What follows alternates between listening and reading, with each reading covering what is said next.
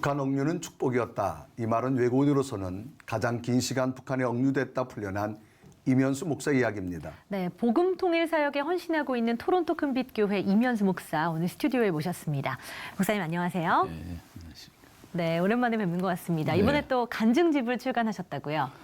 네, 어제 저녁에 그 출판 감사 예배 드렸습니다. 네, 어떠한 내용을 좀 담았나요? 내용은 제가 이제 한 1,400페이지 정도를 북한 안에서 네. 있었던 일들을 쓰고 일기를 다 적었는데 100% 다 뺏기고 나왔습니다. 그래서 그거를 기억을 다시 해가지고 북한 안에서 있었던 일들 또 그동안 했던 사역들에 대해서 네. 적은 내용입니다. 그렇군요. 억류되셨을 당시에 여러 가지 기억들을 다시 한번 반추해서 이제 담은 네, 간증집이다 이렇게 좀 표현해 볼 수 있을 것 같습니다. 한국 오랜만에 들어오신 것 같은데 이번에 어떤 일정들 계획하고 계시는지요? 이번에는 내일 모레부터 있는 네. 바울 선교의 선교사 대회가 있습니다. 네. 사흘 동안. 그 대회 때문에 들어오게 됐습니다. 네, 그렇군요. 자, 이제 선교하시면서 우리 목사님 이제 자비랑 선교를 하시게 되어지는데 이 자비랑 선교 훈련 구체적으로 이제 어떻게 진행되어지고 있나요? 우리가 이제 요즘에 그 트렌드가 자비량 선교, 전문인 선교, 또 평신도 선교를 얘기를 하는데요. 네. 특별히 많은 분야가 있지만 그 중에 요즘에 저희들이 제주도에서 3번 훈련시킨 내용은 네. 이 자연농업에 대한 겁니다. 자연농업 전문가이신 조한규 장로님을 비롯해서 네. 이 전문가들의 훈련을 통해서 어느 나라 가든지 이제 먹거리가 제일 심각한 문제이기 때문에 그래서 우리는 농업이 미래라고 생각을 하고 네. 기본 훈련을 잘 받으면 세 식구가 최소한도 3,4천 달러는 벌 수가 있어요. 네. 그래서 자비량 선교할 수 있도록 훈련시키는 그런 내용을 지금 진행하고 있습니다. 네, 굉장히 좀 흥미롭게 들리는데요. 뭐 농사 짓는 것을 직접 혹시 가르치시는 건 아니죠? 저도 이제 훈련을 받았고요. 네. 또 실습은 북한에서 3년 동안 했고 네. 그래서 평소에 관심이 많이 있었는데 네. 하나님이 그렇게 인도하시는 것 같습니다. 네, 그렇군요. 이 목사님께서 또 여러 가지 기록들을 가지고 계신데 그중에 또 대표적인 것이 방금 좀 말씀 주셨지만 외국인으로서는 가장 오랜 기간 31개월이나 되는 시간 동안 북한에 억류되셨다가 풀려나신 걸로 또 많은 분들이 알고 계시잖아요. 지금 돌아보시면 좀 어떠신지 그 기억을 좀 여쭤봐도 될까요? 정확히 이제 949일이거든요. 네. 지금 돌아보면은 상당히 긴 시간이었던 것 같은데 그 안에서는 이제 똑같은 일이 매일 반복되고 네. 또 이제 힘드니까 뭐 전적으로 하나님을 의지하게 되니까 매 시간 쉬지 않고 기도를 하고 하다 보니까 힘든 가운데서도 정말 은혜 가운데 잘 지냈고 네. 저는 이제 그곳이 하나님 인도하신 완전한 수도원이라고 생각했기 때문에 노동하면서 이제 기도하고 또 쉬는 시간이라든가 저녁 시간 같은 때는 이제 성경 암송하고 네. 그런 것으로 오히려 저한테는 영적으로 훨씬 더 이제 성장하는 기회가 되었습니다. 네. 자, 정말 일반인으로서는 상상할 수 없는 그런 정말 칠흑이라고 표현해야 되나요? 암흑이라고 표현해야 되나요? 그런 곳에서 정말 긴 세월 동안 지내고 이제 본국으로 돌아오셔서 많은 아마 인터뷰 요청, 저희 방송국도 인터뷰 요청이 있었고 캐나다에 돌아오셔서도 많은 인터뷰 요청이 있었는데 전혀 인터뷰를 응하지 않으셔서 어떤 이유가 있으신가요? 뭐 특별한 이유라기보다는 네. 아무래도 이제 북미 관계, 남북 관계가 이제 상당히 예민한 때였기 때문에 네.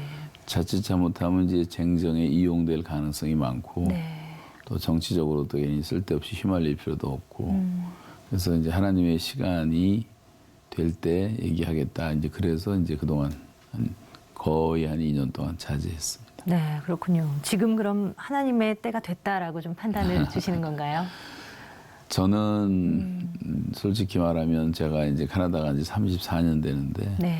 떠날 때하고 85년도하고 지금을 비교해 보면 너무 많은 것들이 바뀌어 있어요. 그렇죠. 근데 특별히 북한에 대해서는 우리나라 사람들이 잘 모르고 있다는 생각이 되어져서 네. 이걸 바르게 알리는 건 중요하다. 그런 의미에서 이제 책도 쓰게 되고 네. 이제 집회도 하게 됐습니다. 네, 앞으로의 사역이 굉장히 기대가 되는 이유도 바로 그 부분일 것 같아요. 목사님, 처음 이 대북 사역을 시작하신 그 계기가 좀 있으실 것 같은데요. 처음 계기는 이제 물론 어려서부터 저는 이제 북한 선교를 위해서 기도를 해왔지만 네. 처음 처음 계기는 95년도인데요. 그때 큰 물 피해라고 큰 홍수가 났어요. 네. 해일이 일어갖고 서해 바다에 다 황해도 머리 다 잠기는 바람에 7년 동안 농사를 질 수가 없었습니다. 북한에서.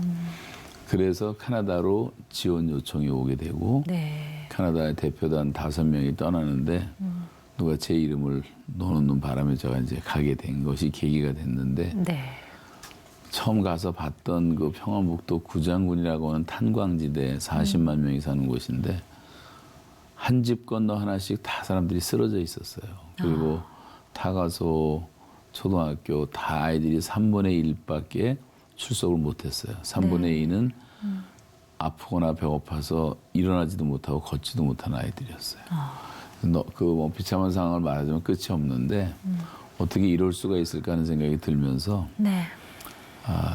뭐 그걸 봤으니 같은 동족인데 안 도울 수가 없고 그렇죠. 그래서 다니다 보니까 18년 동안 제가 네. 한 150번을 다녔고 그리고 주로 이제 고아들 저희 교회에서 입양하다시피 해서 먹이고 입히고 했던 애들이 한 1,350명 정도 됩니다. 네. 그래서 그 일을 하고 농촌 지원도 하고 또 영어 교원 강습소 만들어서 그 전국의 영어 선생들 네. 북한에 거기도 한 10,000개 학교가 있어요. 그래서 한 200명씩 평양으로 우리가 지은 학교에 데려와서 네. 2달씩 합숙해서 훈련시키는 걸 한 10년 했습니다. 그렇군요. 자, 우리가 이제 바라보는 어떤 방송 매체에 나오는 북한하고 목사님께서는 직접 그들의 삶의 현장까지 함께 공존하면서 대북 사역을 하셨는데 정말 이런 좋은 의도로 대북 사역하셨는데 어떤 억류라고 하는 것을 당했을 때 그 마음의 충격 굉장했을 것 같은데 어떻습니까? 솔직히 저는 웬만큼 이렇게 회유 작전을 쓰다가 네. 뭐 제가 잘못한 것도 없고 그러니까 풀어줄 줄 알았는데 갑자기 재판을 열더니 사형 선고를 내리는 거예요. 그래서 선고를 받고 난 다음에 수갑을 차고 앉아있는 제 심정이 그 당시에는 너무 충격적이었고 야 어떻게 이렇게 모순된 재판 어떻게 이렇게 억울한 재판이 있을까 네.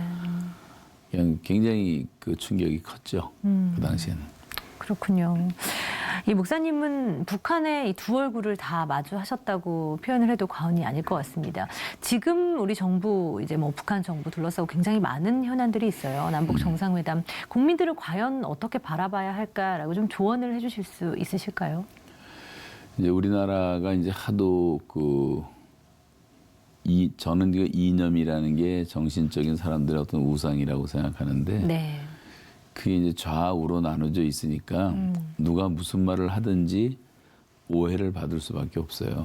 그렇지만 저는 성경에 수십 번 나오는 말씀이 좌우로 치우치지 말라고 했고 네.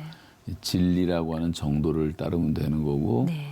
또 예수 그리스도가 가르치신 모범만 따라가면 된다고 지금까지 그렇게 생활해 왔고 네. 앞으로도 그럴 것이고 그런데 이제 한 가지 분명히 알아야 될 것은 북한의 현실을 우리가 너무 잘 모르고 있다는 사실이에요. 그리고 우리나라 사람들이 갖고 있는 북한에 대한 이미지는 TV에서 보여주는 평양의 일부분만 보고 있는 거지 그렇죠. 전국의 내용을 모르거든요. 네. 우리 탈북하신 동포들도 평양 안 갔다 온 사람들이 훨씬 더 많습니다. 통행의 자유가 없기 때문에. 네. 그러니까 자기가 주거했던 그 지역밖에 모르는 거죠. 통행증 없이 다닐 수가 없으니까. 네. 저는 207개 군으로 돼 있어요. 북한이. 근데 거의 군 단위로 다 다녀봤기 때문에 북한의 현실을 지금도 머릿속에 뭐 대략 다 그릴 수가 있는데 일반적으로 볼 때는 거의 대다수가 비참하게 삽니다. 그런데 그건 다 가려져 있는 거죠. 그렇죠. 네.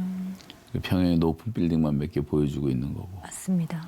그런 면에서 우리가 이제 북한의 현실을 똑바로 알아야 되고 네.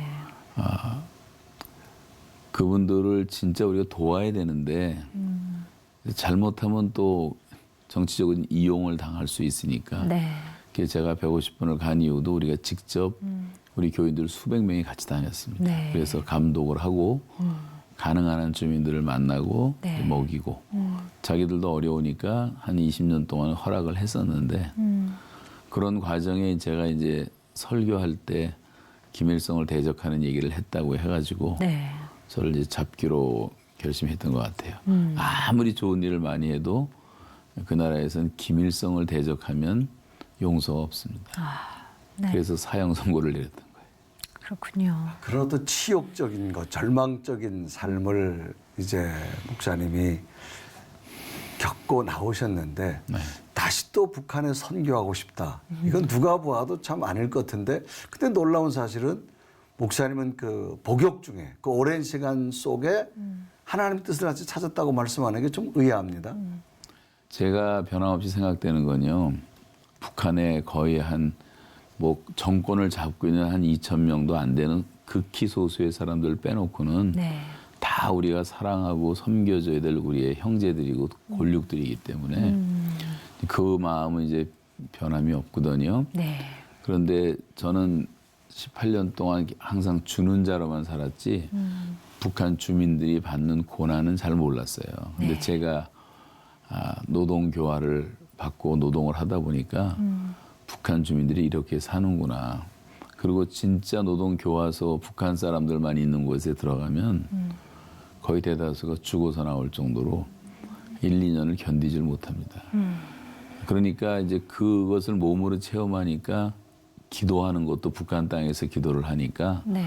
그분들을 정말로 이해하면서 기도하게 이제 됐고요. 네. 그리고 이 통일이라는 것이 사람의 힘으로는 안 되겠구나. 이건 절대로 불가능한 것이고 또 지금 통일이 돼서도 안 되는 이유는 지금 통일이 우리가 준비가 안 돼 있기 때문에 남한도 두 쪽으로 갈라져 있고 교회도 또 분열이 있고 네. 이 통일에 대한 관이 다 다르기 때문에 또 거기다가 통일되면 제일 먼저 들어갈 준비를 하고 있는 사람들은 수만 명의 사기꾼들이 준비하고 있습니다. 그게 연변식으로 되는 거예요. 연변에 90년도에 열렸을 때 제가 97년도에 연변에 갔을 때 사기 맞아갖고 신문에 신고한 가정만 32,000 가정이었습니다. 네. 조선족들이.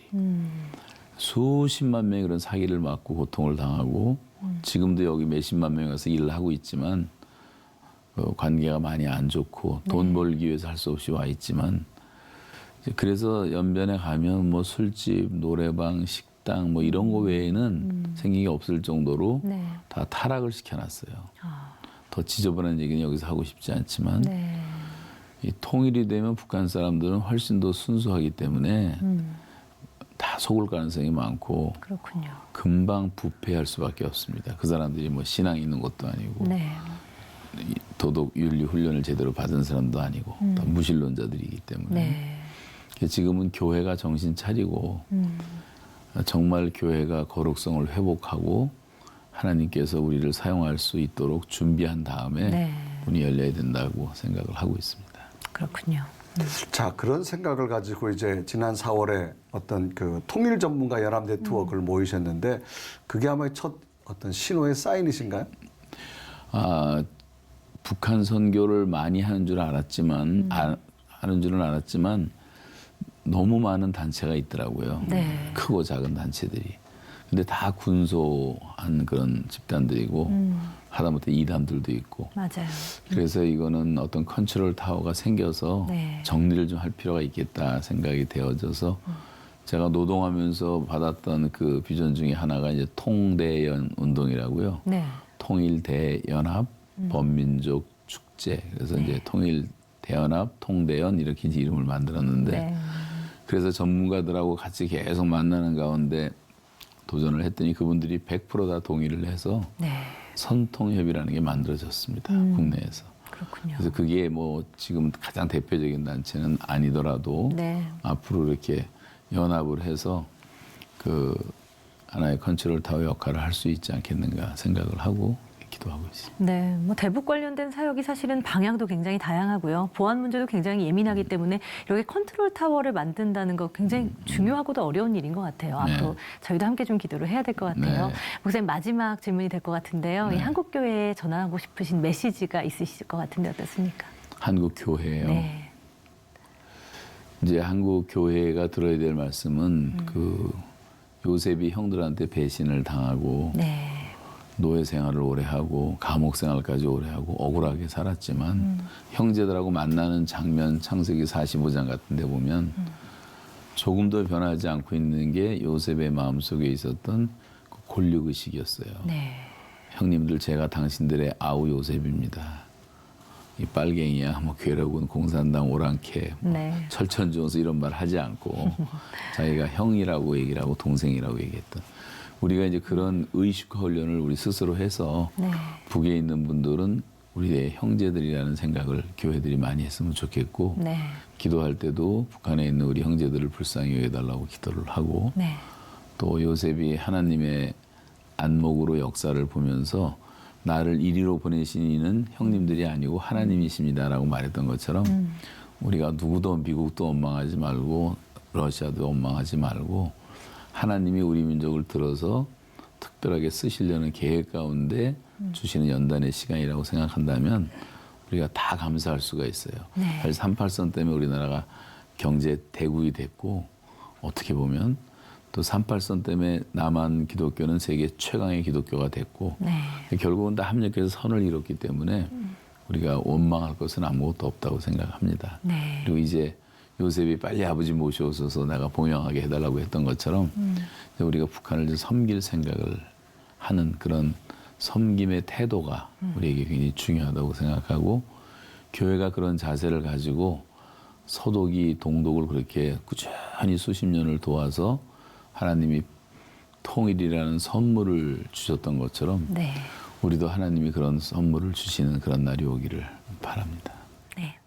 자, 정말 목사님께서는 몸소 그곳에서 오랜 복역 생활을 하시면서 함께 저들과 노동하면서 지나온 그 기도 제목들이 좀 잘 이루어지길 바라고요. 네. 특히 무엇보다도 목사님 건강하셔서 네, 네. 이제 대한민국 정부도 북한과 더불어 좋은 관계를 유지하는데 선교에 좋은 일들이 나기를 저희도 함께 기도하겠습니다. 네. 네, 고맙습니다. 감사합니다. 감사합니다.